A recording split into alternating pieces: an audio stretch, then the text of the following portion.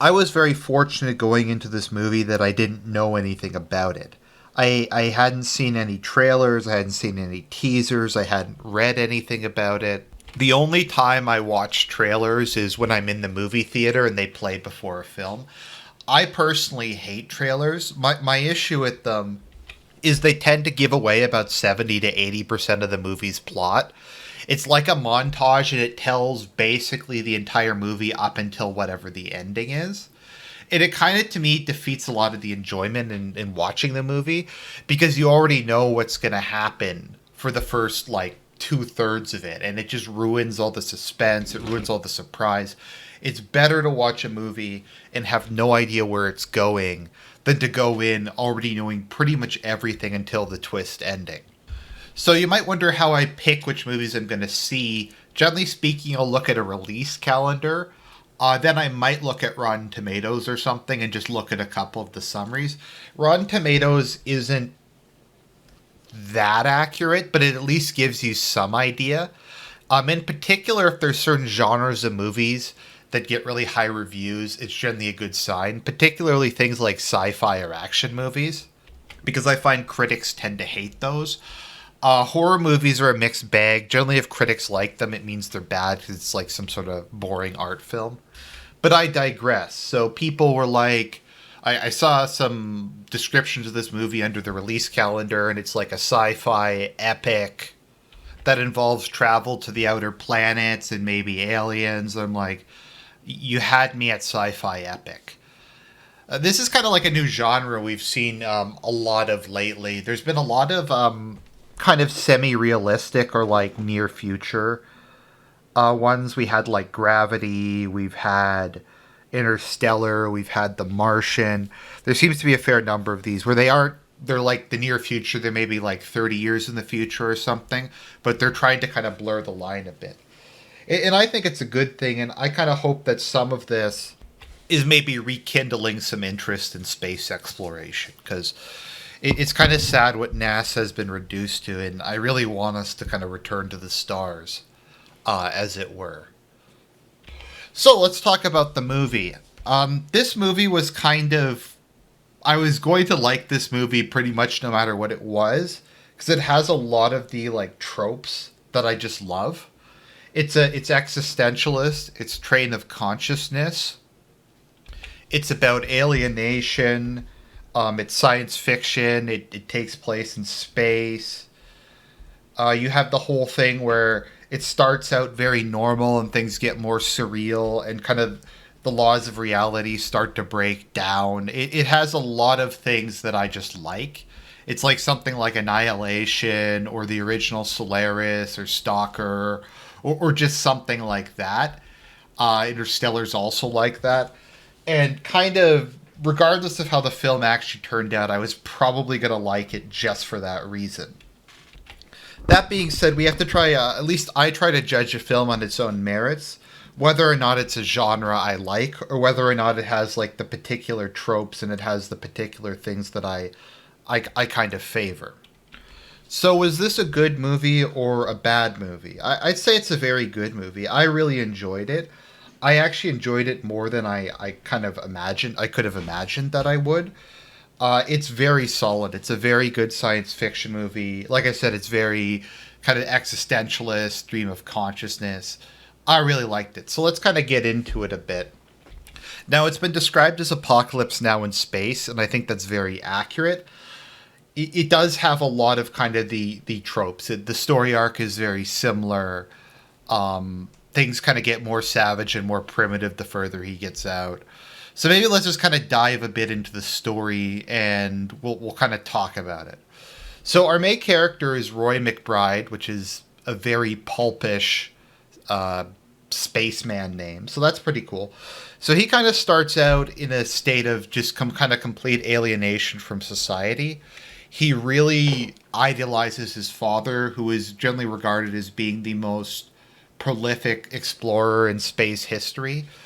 His father led an expedition called the Lima Project, the goal of which was to leave the heliosphere and go... I'm not entirely sure if it was to go to the outer planets or to completely leave the solar system.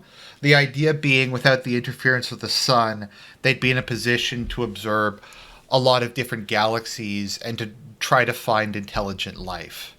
The search for intelligent life has kind of taken upon a almost religious tone on Earth. But it's not like a non-Christian one, which is interesting because they make reference to a savior. They mention God a lot. There's kind of this belief that humanity needs to kind of come into its own and join kind of the wider galaxy. And people seem to think that God had created life, seeded life throughout the universe, and it was kind of their job to eventually find them. Like, they built these huge antennas to try to peer into space. They sent out the Lima Project, etc. So Roy, as I was kind of saying, is in a state of like alienation from society. He's entirely dependent upon the space program for his identity.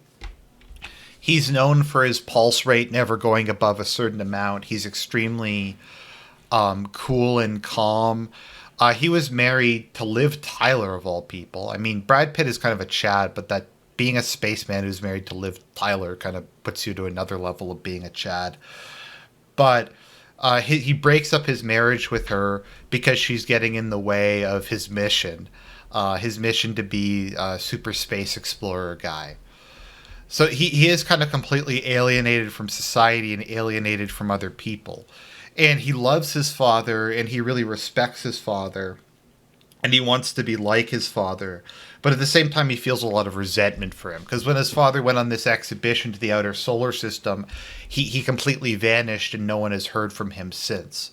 So he resents him for abandoning his mother and abandoning him, but he also wants to follow in his footsteps, and he wants to, I guess, kind of achieve his father's love and his father's approval. So early in the movie, we have a really fantastic scene where he's working on the I'm not sure how it works. It's almost like a sky hook where part of it is outside of the atmosphere and part of it is within the giant antenna. And there's a surge from Neptune that disrupts a lot of electronic things on Earth, and it blows up the communications array. And we get this dazzling scene of him jumping off of it, re-entering from the lower atmosphere, and using a parachute to get to safety. So that was really cool. And we find out that the burst of energy from Neptune was actually antimatter, and the only large-scale instance of antimatter they know of is from the Lima Project, which used an antimatter reactor, I suppose just because it was the only thing powerful enough and long-lasting enough to fuel a decades-long mission to that part of the galaxy, or rather to that part of the solar system. So Space Command has decided that the person behind it is probably Roy's father, and that Roy's father is still alive. We find out later in the film that,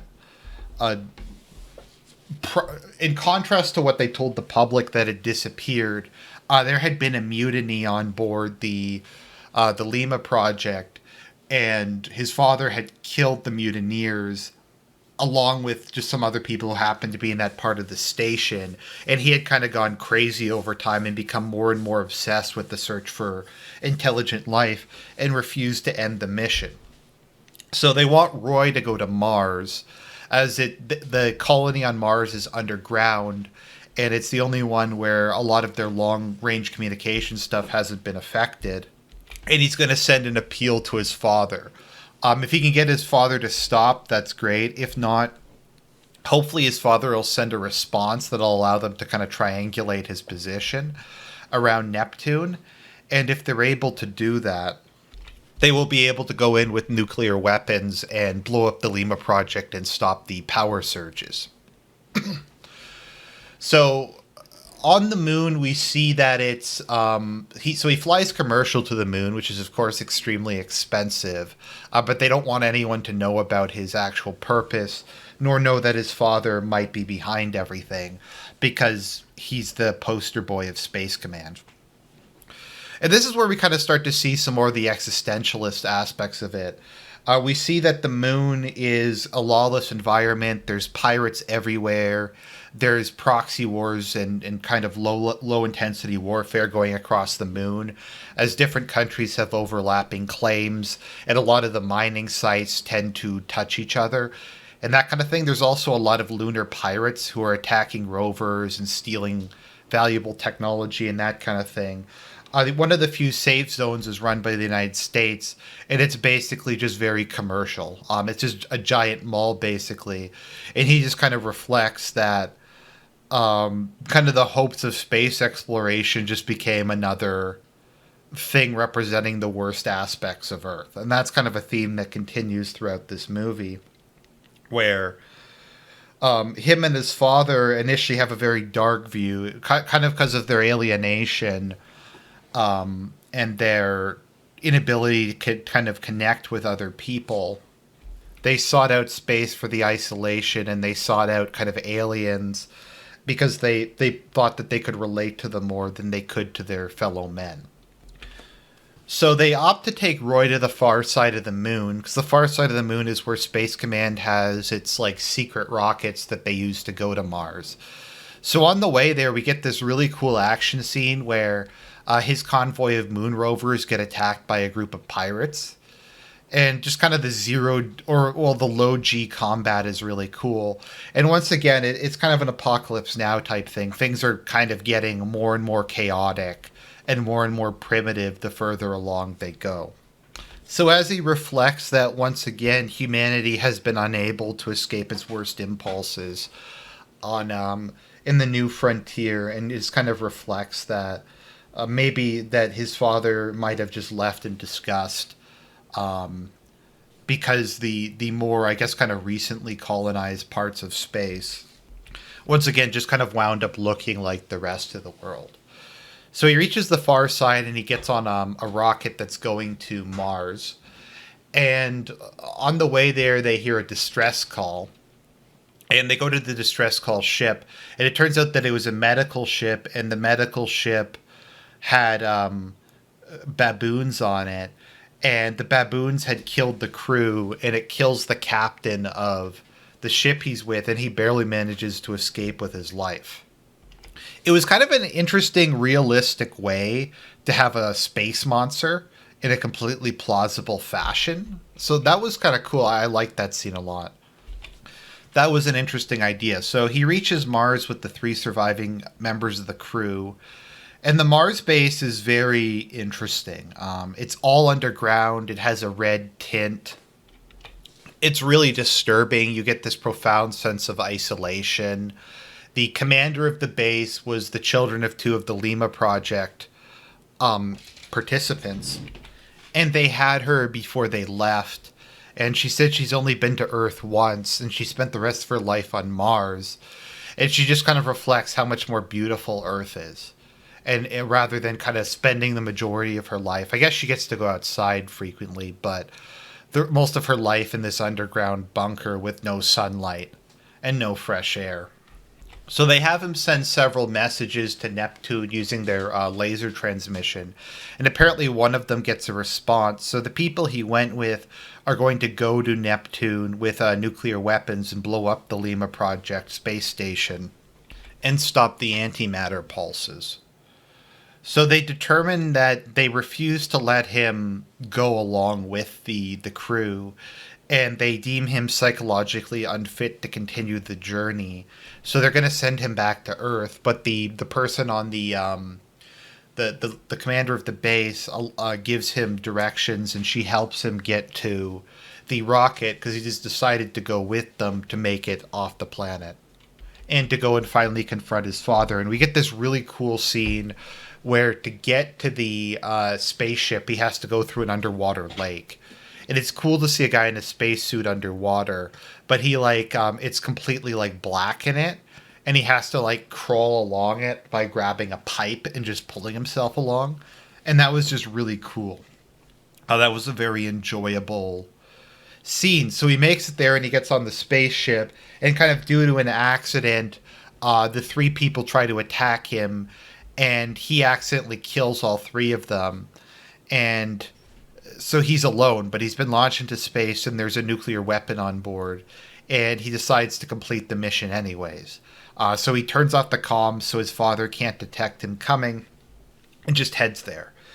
And then once again, we kind of get to the existential aspects of this film, where he just has like 60, 70 days in this cramped spaceship alone with his thoughts. So he spends the whole time watching videos of his father and videos of his ex-wife, and just kind of reflecting upon his sense of alienation and reflecting upon his inability to make connections with other people.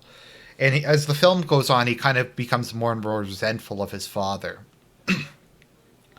So when he finally reaches the Lima project, he takes the nuclear weapon with him. He sets his own ship to kind of, I guess, orbit Neptune. And we get into kind of the special effects masterpiece of this film, where we get to see Neptune in its full computer generated glory. And Neptune's probably my favorite planet outside of Earth. It's just so beautiful. And it really gets across just the deep, dark blue of it. So he reaches the space station and he finds that his father's the only member still alive, and that he's over time killed all the members of the crew because they've tried to leave over the decades, and he's either shot them or turned off the life support in various parts of the station. So he remarks that he didn't actually turn on the antimatter as a way of trying to destroy Earth. Apparently, a couple weeks ago, or I guess a couple months ago, the last couple members, other than him, had tried to leave, and in him killing them, he had accidentally triggered the antimatter overload. So his father reveals that the Lima project did succeed. They had gotten a clear view of the rest of the universe, I guess just nearby galaxies, and he hadn't discovered any intelligent life. He had like hundreds of thousands of HD pictures of planets, immense amounts of valuable data, but he hadn't found intelligent life. And his father was obsessed with it because, like I said, his sense of just wanting to be alone at the end of the galaxy and thinking maybe if he finds intelligent life, he'll finally be able to kind of forge a connection with them. So he's on the ship and he reconnects with his father, and he tries to convince his father to go home with him. And he's like, "Home isn't Earth. My home is here at the edge of space, away from everyone." But he kind of forces his father to come with him. He puts him in his spacesuit. He sets the nuclear bomb, and they leave. And his father basically kind of drags him towards Neptune's gravitational field. And his father's like, "You're going to have to let me go, son. I want to die out here. If you don't unhook yourself from me, I'm going to drag us both in." So he lets his father go, gets back on his ship, and heads back towards Earth. And one of the things I really liked is he does actually download all of his father's work. He downloads all the records, all the planets, and he's going to bring that back, because I'd imagine decades of observations would be immensely scientifically useful to just science in general. So he heads back to Earth, and what he's kind of realized at the end of this is he's kind of like, it's the whole coming in from the cold thing. He's kind of seen what an obsession with being alone, being at the edge of the galaxy, refusing to kind of see what's in front of you, type of thing, does to you. And he kind of realizes that while space is beautiful and there's a lot to be gained there, people haven't paid enough attention to what's in front of them. That his father's obsession with finding life elsewhere made him ignore the life in front of him, his wife and son. He could have probably accomplished a lot more if he had have just gone back. And how that obsession destroyed his father. So he resolves to go back to Earth and to reconnect with his ex-wife and to kind of end his sense of alienation.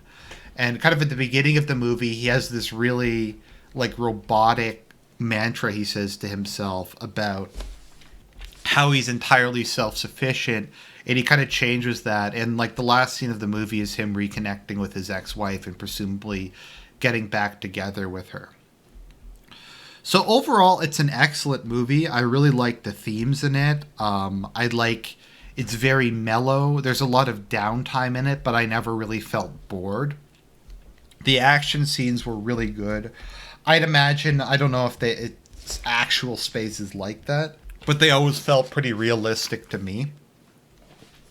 Once again, they did a really good job with the whole Apocalypse Now vibe. So I'd recommend this movie if you like kind of stream of consciousness, kind of existentialist stuff. If you like sci-fi, if anything I've said appeals to you in the slightest, I highly recommend this movie.